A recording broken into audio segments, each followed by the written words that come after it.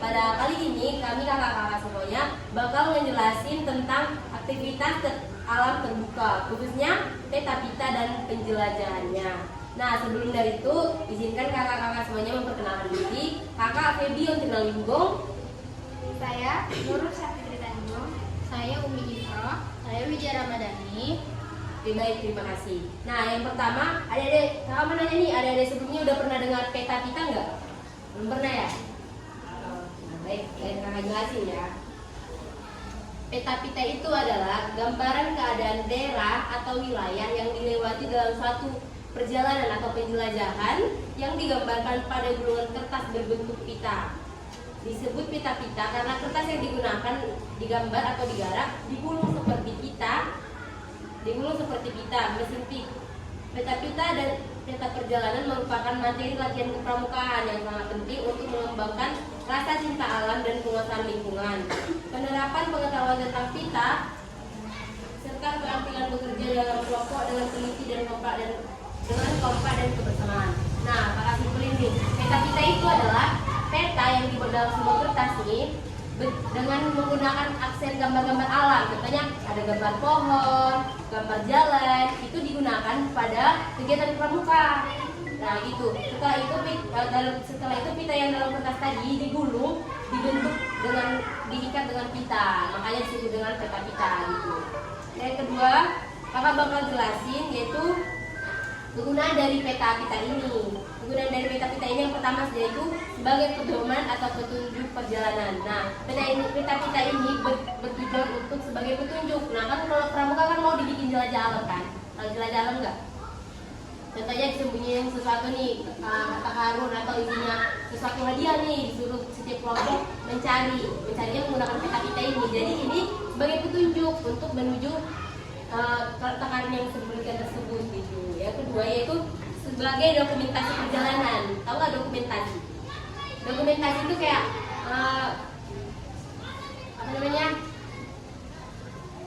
hasil dari rekapan gitu, supaya contohnya kita sampai di tempat ini, oh nanti jalan yang kita lalui ini aja ya, jadi kita tahu kita udah lewat dari jalan ini sebelumnya gitu, kayak dan ada kita lihat oh sebelumnya kami dari sini ya gitu.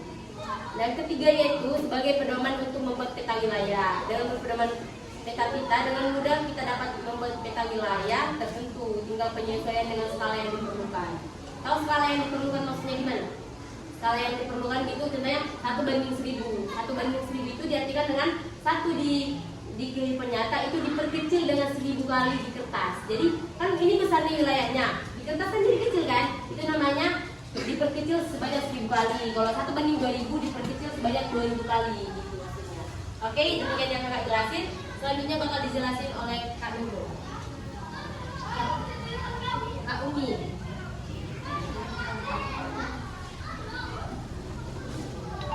Baik, di sini kakak akan menjelaskan perlengkapan peta pita. Yang pertama yang harus kita lengkapi dalam membuat peta pita yang pertama adalah kertas berupa hubungan. Yang kedua pensil, penggaris panjang atau segitiga, karet penghapus, busur derajat. Yang ketiga kompas dan jam tangan.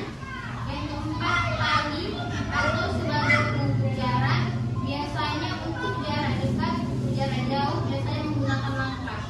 Yang kelima alas dari triplek atau alat khusus pembuatan peta pita.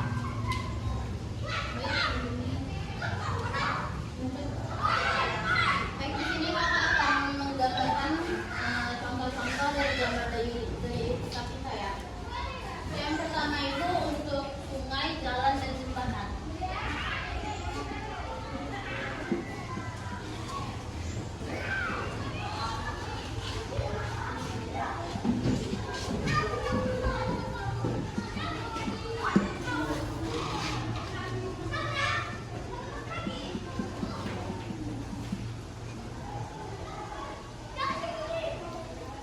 Nah, bisa dilihat ini yang berliku-liku ini dia menggambarkan sungai, nampak.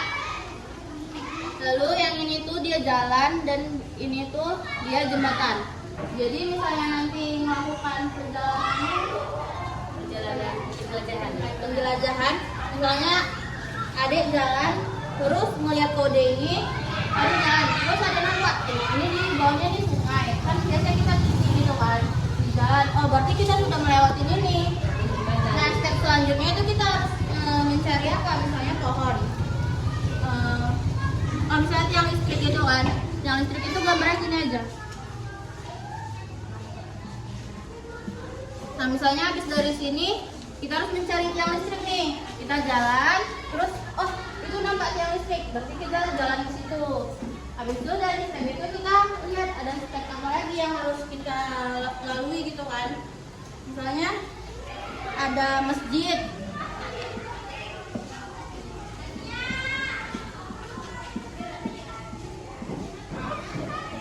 Nah ini masjid.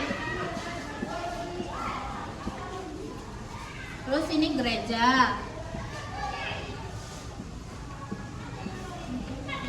Dan ini kodenya emang harus kayak gini ya dek, harus pas gitu ya. Ini gereja. Terus misalnya harus melewati padang rumput.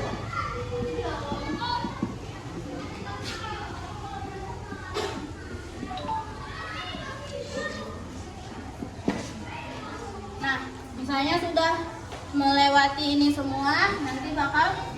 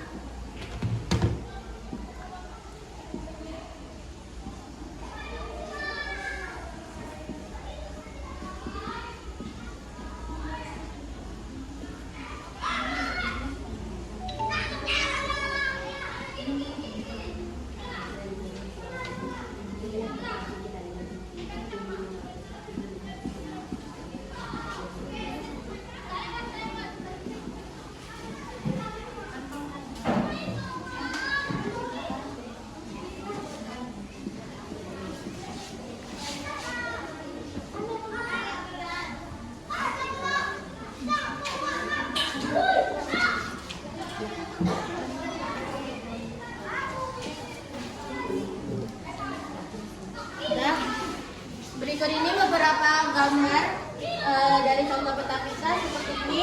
Kayak dia bulat-bulat ini itu bukan pipa. Lalu kalau dia garis-garis seperti ini itu dia menunjukkan rawa-rawa. Lalu seperti pohon ini pohon pinus, ini pohon pinang. Dia garis, terus ada gelombang di atasnya. Lalu ini batu bukit, dan seperti ini menara air, dan ladang itu dia kayak huruf L gitu aja. Nah itulah nanti di dalam peta kita itu yang harus ada dijelajahi dari sini dulu, terus kita harus nyari tiang listrik, kita harus melewati masjid, padang rumput, gitu-gitu. Nanti kalau udah selesai semuanya dan kita lalui semuanya, sampailah di garis finishnya.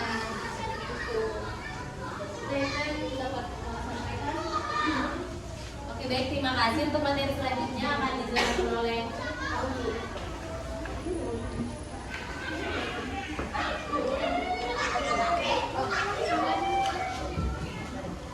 Dijelaskan oleh Dogo. Baiklah, di sini kakak akan menjelaskan tentang hal-hal yang perlu diperhatikan dalam pembuatan peta kita. Nah, dalam pembuatan peta kita, pada setiap perubahan arah atau belok selalu diberi hitam.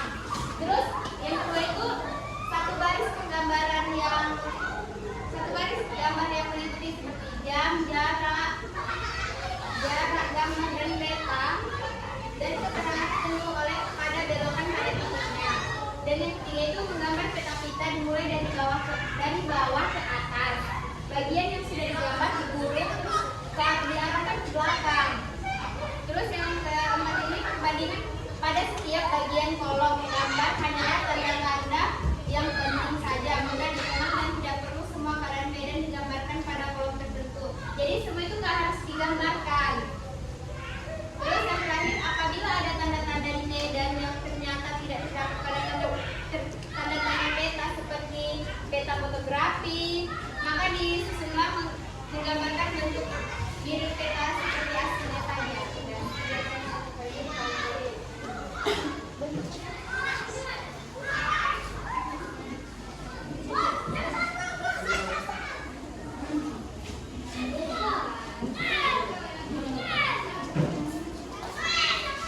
Oke, demikian yang dapat kakak-kakak jelasin untuk adik-adik semuanya. Lebih kurangnya kami memohon maaf.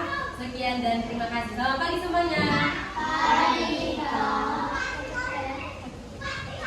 Bye.